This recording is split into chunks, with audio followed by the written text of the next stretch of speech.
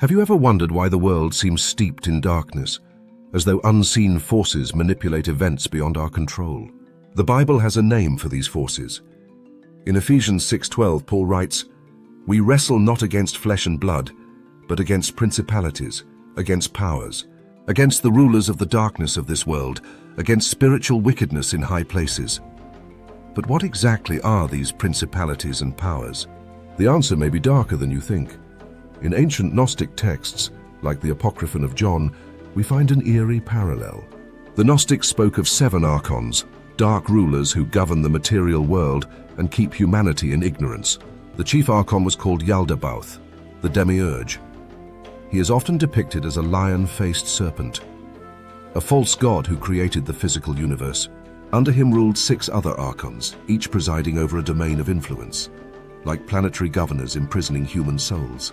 The 7 Archons are Yaldabaoth, associated with Saturn; Io, associated with Jupiter; Sabaoth, associated with Mars; Astaphios, associated with Venus; Adonaios, associated with the Sun; Eloios, associated with Mercury; Horeos, associated with the Moon. Each Archon governs a sphere of influence, binding the human soul to the limitations of time, space, and flesh. The Gnostics believed these Archons were the very same principalities and powers Paul spoke of. But there's more. In Colossians 1:16, Paul also says, "For by him were all things created, whether thrones or dominions or principalities or powers."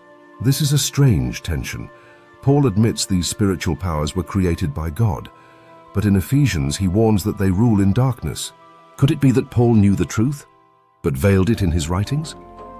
The Gnostics believed that the true Christ came to shatter the power of the Archons, to awaken humanity from spiritual slumber and remind us that our true home is beyond the demiurge's material world. But the Archons do not release their grip easily. The battle continues, and perhaps you have felt it within yourself. Remember, your struggle is not of flesh and blood. It is something far older and far darker. Thank you for watching. Please like, share, and subscribe.